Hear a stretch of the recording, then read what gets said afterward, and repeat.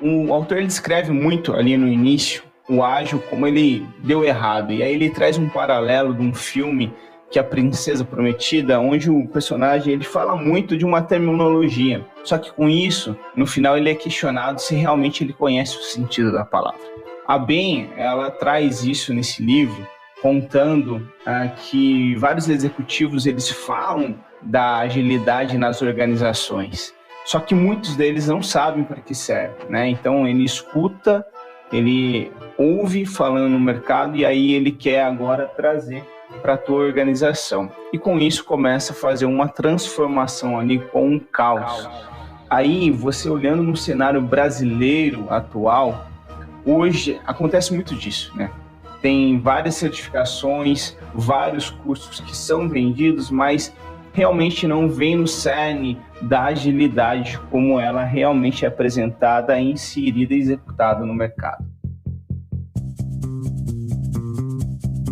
Com mais de 25 milhões de downloads, o Resumo Cast é o maior podcast de livros para empreendedores do Brasil. Prepare-se agora para abrir a sua mente. Nessa tribo, o retorno sobre o investimento do seu tempo é sempre garantido. Fique agora com os hosts Gustavo Carriconde e eu, Renata Libérica.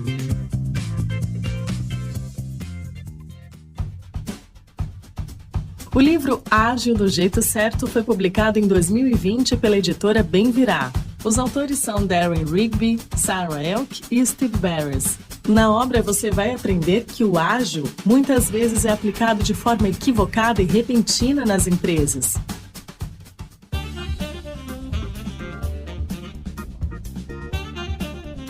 Olá, aqui é o Gustavo Carriconde, seja muito bem-vindo a mais um episódio do Resumo Cast sobre o livro Ágil do Jeito Certo.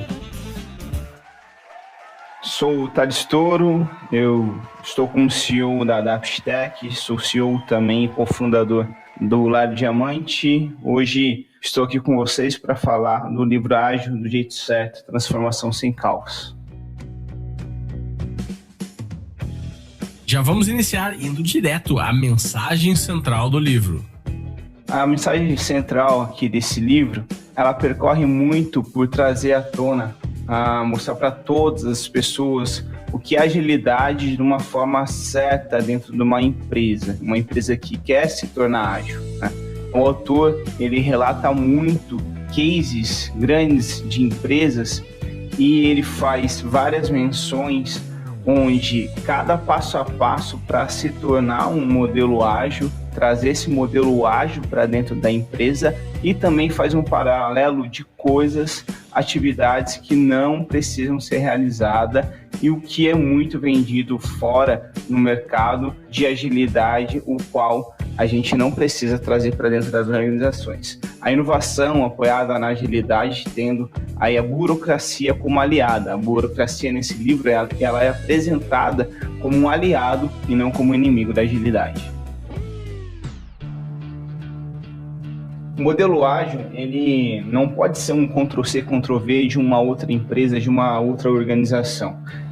No livro ele discorre muito bem sobre isso e ele traz cases onde várias empresas que copiaram modelos grandes quebraram ou trouxeram caos dentro da sua empresa. Líderes questionando por que a agilidade ela vem somente para trazer algo que é muito mais religioso do que resultados, né? A agilidade ela tem que trazer resultado.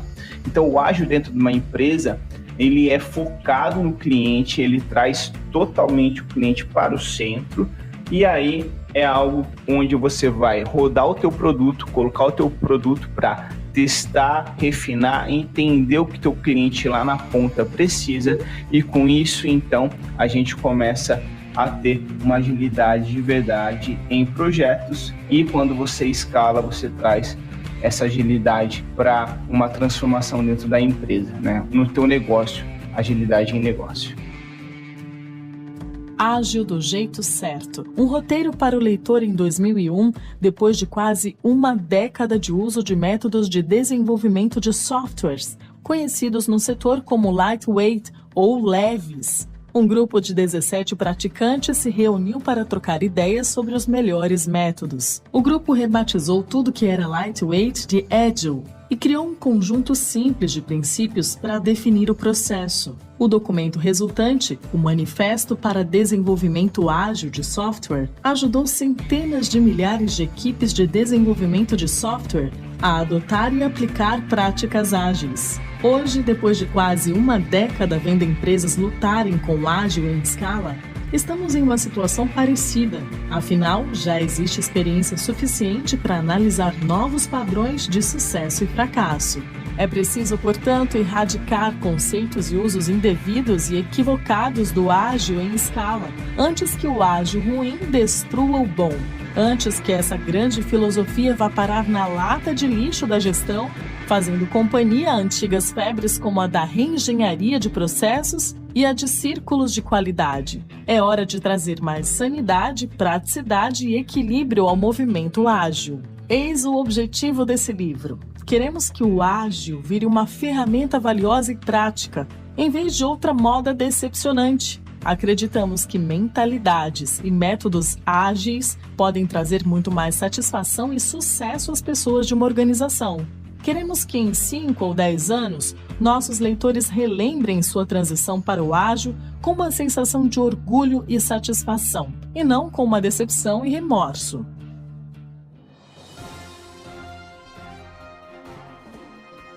Uma das grandes fake news aí do ágil é falar que a agilidade não precisa fazer planejamento, não precisa fazer orçamento. Isso é muito baseado porque no manifesto ágil tem um pilar ali que fala que o ágil precisa responder às mudanças mais do que seguir um plano. Só que em toda metodologia, em toda abordagem ágil, nós temos um plano que é adaptado de acordo com o nosso cliente. Então ele é adaptativo. Você traça um plano para o teu produto, para o teu projeto, você vai agora testar com o teu cliente e aí sim você vai revisitar e refinar. O modelo ágil em si, ele orienta para fazermos um plano mínimo, tá? Então a gente tem que ter esse plano e começar ao longo da jornada a refinar. O que isso traz como plano e até mesmo com orçamento? Quais são esses benefícios? Pensa que a gente tem um plano e orçamento ajustável, adaptável em qualquer projeto que nós temos que inserir, executar. Quando eu preciso mudar esse projeto no meio do caminho, eu tenho com mais facilidade um entendimento onde eu vou alocar esse valor se eu vou alterar o plano. Então, o plano versus o orçamento no ágil é onde eu tenho a visão. Vamos supor que eu tenho nesse processo uma equipe onde eu tenho 3 colaboradores com determinadas especialidades e eles estão num projeto X. Esse projeto X agora não faz mais sentido, porque algum impacto, mudança veio de fora do mercado e agora a nossa organização entendeu que não faz sentido continuar com esse projeto e agora eu posso alocar esses 3 colaboradores em outro projeto que já está listado como inovação e disrupção para a empresa. Quando eu tenho um plano traçado de ponta a ponta, que são planos tradicionais, eu ainda tenho que manter. Às vezes a meta está atrelado à entrega desse projeto. E aí as organizações, os líderes, porque as metas estão atreladas e também os benefícios estão atrelados a esse plano, eles fazem esse projeto ir até o final e ser entregue. Quando você tem um modelo de planejamento e orçamento ágil, a partir do momento que você identifica que aquele projeto não faz mais sentido para a empresa, você cancela aquele projeto, você reenquadra seus colaboradores em projetos onde você entende que sim, que você vai conseguir aí então um benefício e um retorno maior. Nós aqui da Adaptec temos exatamente, bem parecido com o que o livro relata, mas dentro de OKRs. Nós temos OKRs voltados para inovação, onde temos resultados chaves, fechando que nós temos que atingir a 10, 20, 30, X produtos nesse ano, onde são ideias para escalar isso e de um deles virar um produto nosso que não existe até o mercado. Então, com isso eu consigo prototipar, consigo ter uma lista de backlog ali voltado para inovação, lista de desejos, e se caso algum projeto nosso não estiver indo muito bem, nós vamos analisar e vamos realocar o esforço em colaborador, em orçamento e em plano para um melhor aqui ativo nosso, e aí sim a gente consegue ter uma flexibilidade maior e um alto ganho em retorno, porque a gente vai estar diminuindo o custo que talvez teremos que seguir com aquele projeto até o final. Há dezenas de frameworks ágeis. Sem dúvida é mais fácil gerenciar times ágeis se todos estiverem usando as mesmas metodologias. Mas é mesmo necessário? É possível que alguns usem Scrum, enquanto outros adotam Kanban, Extreme Programming, Crystal, DSDM ou algum método híbrido? Como sempre, a resposta está no equilíbrio e nos trade-offs. De um lado, exigir uniformidade e impor burocracia à agilidade, um caminho sem volta. De outro, multiplicar o número de frameworks traz custos concretos. As despesas com treinamento sobem, aumenta a dificuldade de transferir gente de um time para o outro. A troca de melhores práticas entre times é prejudicada. Os custos de coordenação e comunicação aumentam. E planejar roadmaps e datas de release envolvendo vários times fica mais complexo. Estipular uma abordagem ou duas para times ágeis é relativamente fácil, e é bem provável que o Scrum seja uma delas. O Scrum vem sendo testado e refinado por milhares e milhares de usuários há mais de 25 anos. É um framework flexível que pode ser facilmente combinado com outras abordagens, incluindo Kanban e XP. Seu material de treinamento é bom e as dicas do usuário são abundantes. Quase todo software de gestão de projetos e sistemas de escala parte do princípio de que os usuários estão trabalhando em times Scrum. O autor ele fala muito sobre escalar o ágil nas empresas, e aí é bem esse centro, que é escalar o ágil no negócio, né? Então times ágeis, começa com um time pequeno, só que isso ele tem que ser escalado, ele tem que ser aumentado. Basicamente é você ter vários times ágeis e tendo times dentro desses times ágeis ali. Porém, não pode se ater somente a ter esses times ágeis, e sim a ter o seu business, né? Ter o seu negócio ágil em si. Com isso, é o que nós falamos um pouquinho do centro ali da agilidade junto com a burocracia. Muitos gurus falam que a agilidade ela é inimiga da burocracia. O livro ele relata muito que a agilidade ela tem que caminhar em conjunto com a burocracia. E o foco do livro ele traz isso, né, da organização como um todo, de ter essa agilidade trazendo uma inovação em conjunto. Então ela se atrela à burocracia, sim, mas com a base totalmente para trazer iniciativas de inovação. Mesmo tendo esses processos tradicionais de governança, de pessoas controlando o trabalho nas empresas, eles conseguem ter vários times ágeis. E aí, com isso, a gente consegue ter pontas esticadas, escalando o ágil e compartilhando todo o conhecimento desses profissionais. Ao invés de eu ter somente um time dedicado para o ágil, um time dedicado para um produto em agilidade, agora não. Agora eu tenho vários times espalhados em várias frentes, com isso fazendo e ajudando, facilitando, tornar ali a organização em ágil. Alguns pontos importantes aí para uma empresa que quer se tornar ágil, que o livro ele traz 3 pontos importantes, tá? Que é o negócio confiável e eficiente. Você, como organização, os líderes, os executivos, eles têm que passar uma confiabilidade para os teus colaboradores. O negócio ele tem que estar visível, as metas, os objetivos, onde os colaboradores conseguem enxergar e se enganjar nisso, né? E aí se torna muito mais eficiente a entrega, desse time, desses colaboradores. O segundo ponto que ele traz também é ter um negócio que absorve as mudanças e se adapta para capitalizar as oportunidades imprevisíveis. O que ele quer dizer nesse ponto aqui? Eu preciso agora, ao invés de ter um negócio onde é quadrado e eu não vou absorver as mudanças que acontecem ao meu redor, mudanças essas que podem ser algo imprevisível, como a própria pandemia foi para nós, agora eu tenho um negócio onde eu fico atento, eu tenho listas, eu tenho um backlog de inovação e de ideias, onde eu posso me adaptar ao que vai acontecer, e também eu estou olhando o mercado, eu estou analisando o mercado para entender possíveis mudanças e captar essas oportunidades.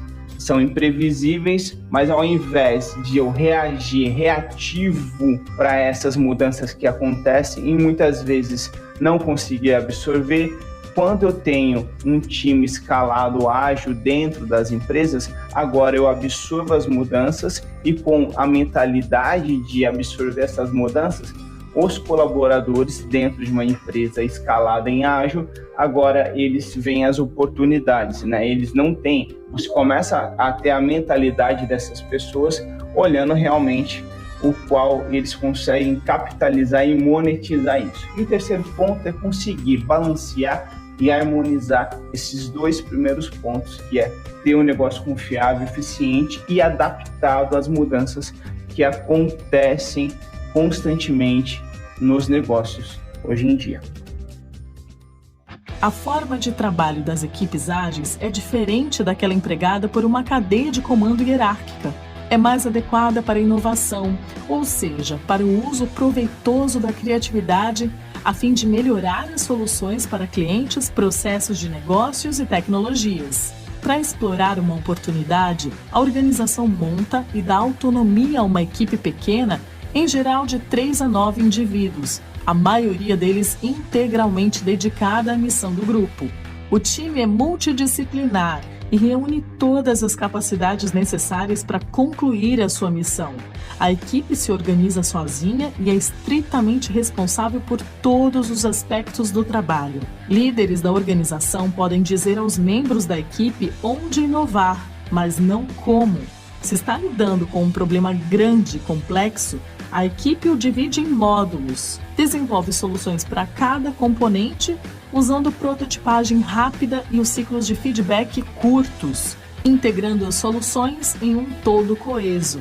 Para essa equipe é mais importante se adaptar às mudanças do que seguir um plano à risca. Seus membros trabalham para produzir resultados, ou outcomes, como crescimento, rentabilidade e fidelização do cliente, e não apenas saídas ou outputs, como linhas de código ou um número específico de novos produtos. O time trabalha em estreita colaboração com os clientes externos e internos.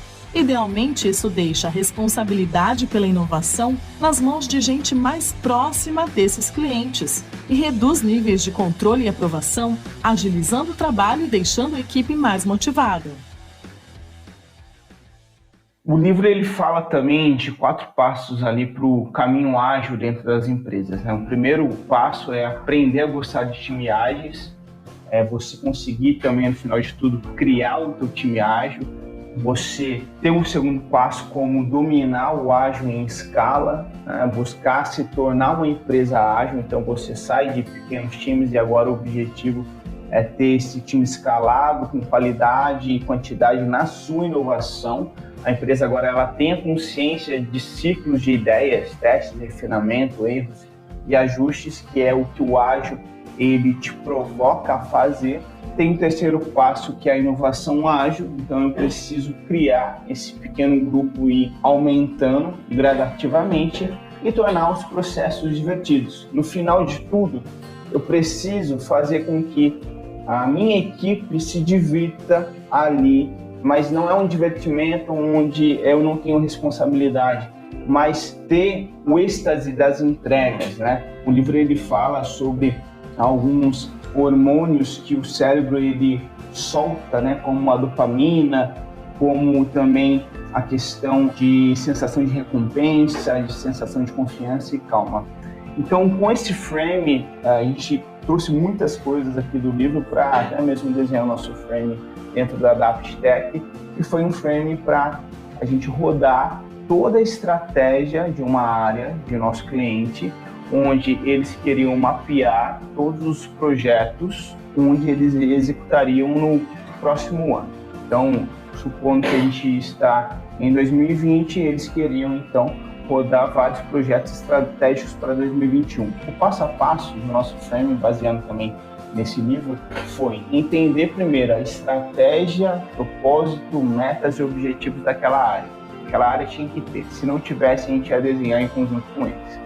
Depois disso, nós entenderíamos as dores e possíveis oportunidades, né? Porque cada dor criada ali com as sessões de facilitações ia gerar as oportunidades. Quando a gente ia para um outro passo, que é desenhar toda a lista de desejos e vontades, expectativas para o próximo ano, depois disso listado por eles, né, nós só estávamos ali fazendo a facilitação, nós voltávamos para aquela lista e aí questionava, provocava as pessoas, os colaboradores daquele time a identificar se aquela lista, naquelas demandas, expectativas e desejos, estivessem conectados com a estratégia do time. Se tivessem conectado com a estratégia do time, aí sim a gente faria o passo de priorização e depois analisar em qual quarter do ano eles desejariam implantar, iniciar o desenvolvimento daquele projeto produto. Caso não, eles teriam que justificar o porquê então eles gostariam de rodar aquele projeto demanda, porque elas não estavam vinculadas à estratégia da empresa. Com esse frame, você consegue limpar, filtrar bastante os projetos estratégicos para a empresa como projetos que não são estratégicos para a empresa, e isso também se torna em resultado maior no final da entrega do quarter ali desejado. Até equipes modernas de crise estão migrando de sistemas de comando e controle para abordagens ágeis, mais adaptáveis. Em uma transformação urgente e convencional, uma pequena equipe de pessoas tenta entender os problemas da empresa e fazer as mudanças necessárias. Em uma transição ágil, centenas ou até milhares de funcionários acatam esses problemas na raiz e adquirem habilidades que poderão colocar em prática para o resto da vida profissional. Durante a transição, times de liderança ágeis ajudam as pessoas a tomar decisões com mais rapidez e com menos informação do que equipes tradicionais. Para tanto, em geral, tomam 5 medidas. 1.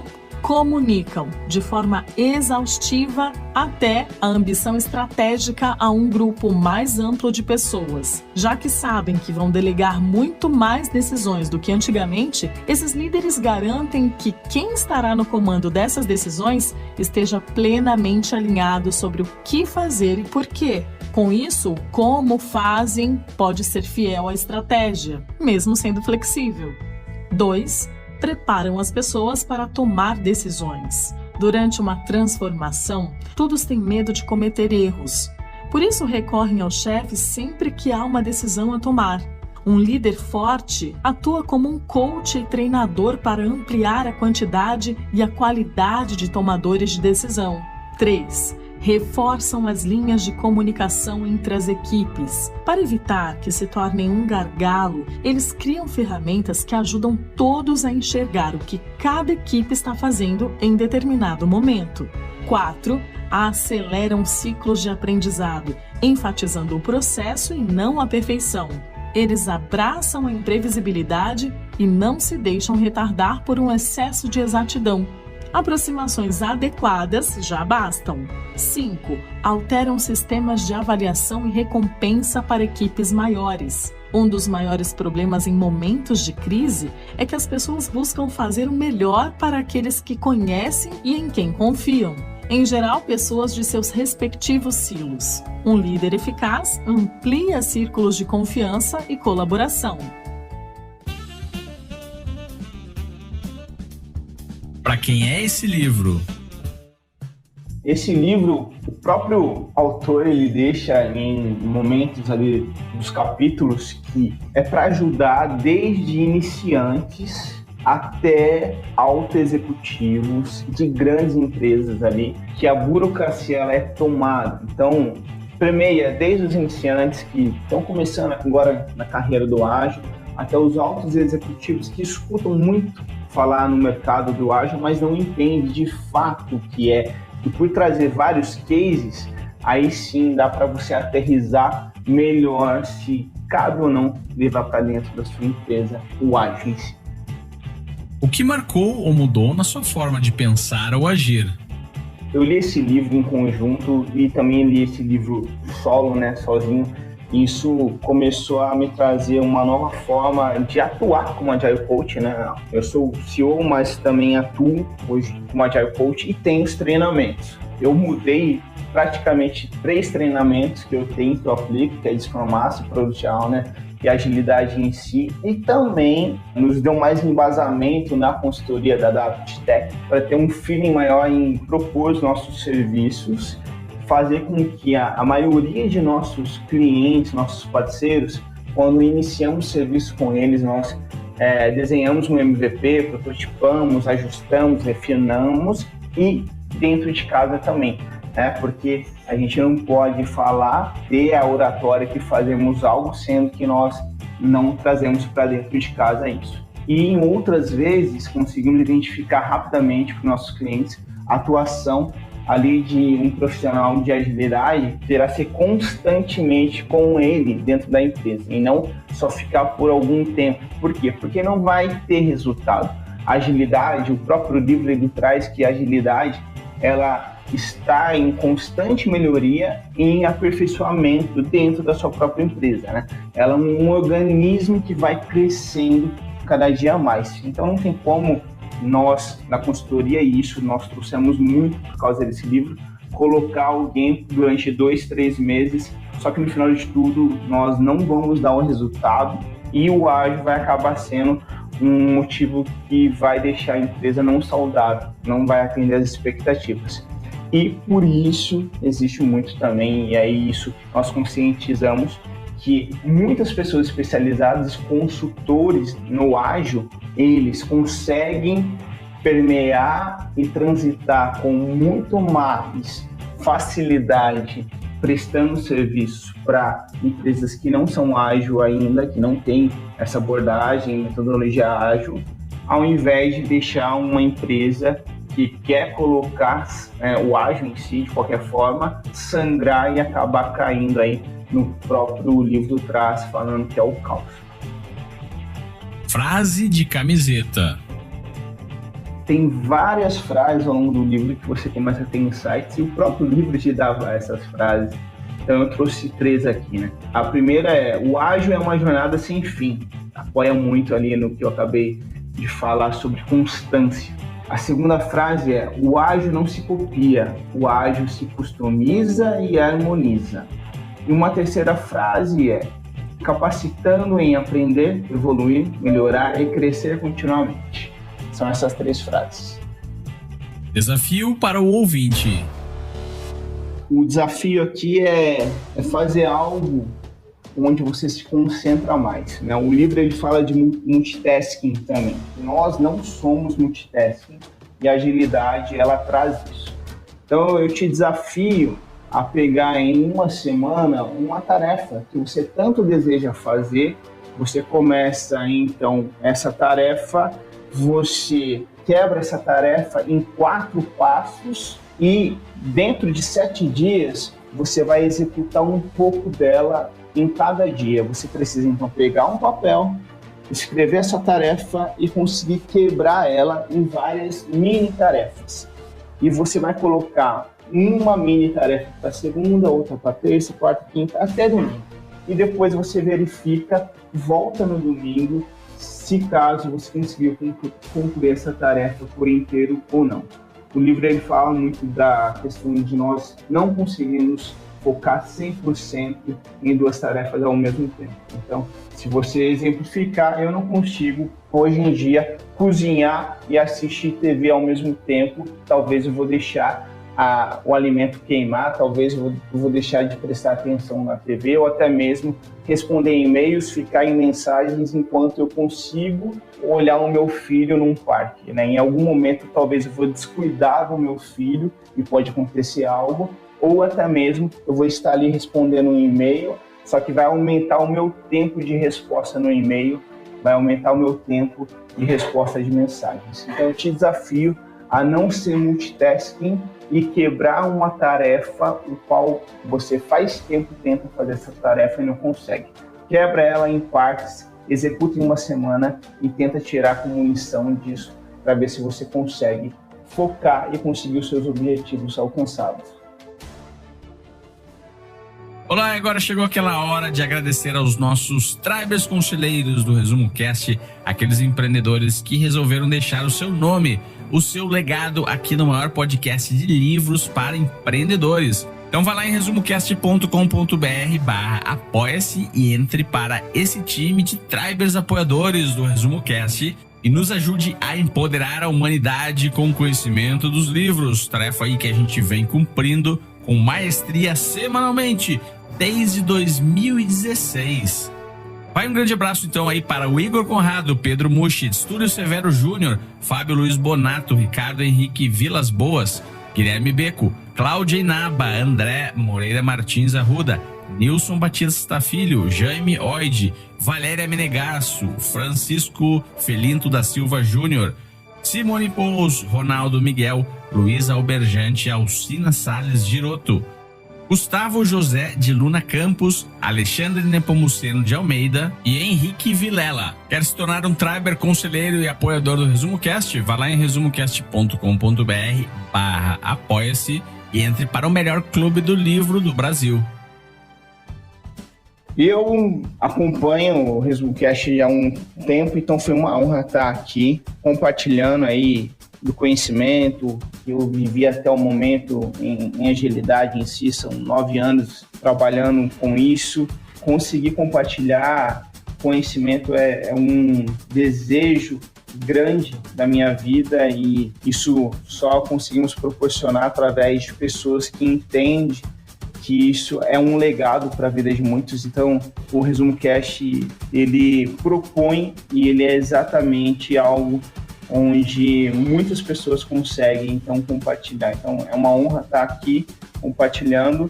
Eu queria deixar também nossas mídias ali da Adaptech, tem no LinkedIn, então é só você colocar @Adaptech, você vai conseguir cair ali no LinkedIn, também Adaptech, você vai conseguir acessar nossas mídias no Instagram e também @Adaptech, você consegue acessar no YouTube as nossas mídias. Temos nossos cursos, então, enfim, entrem no LinkedIn, é a minha mídia social, tá? Eu não tenho Instagram por opção, então você pode me buscar ali no LinkedIn como Thales Toro, a gente pode bater um papo, gosto de tomar um café, gosto de compartilhar e trocar ideias e figurinhas.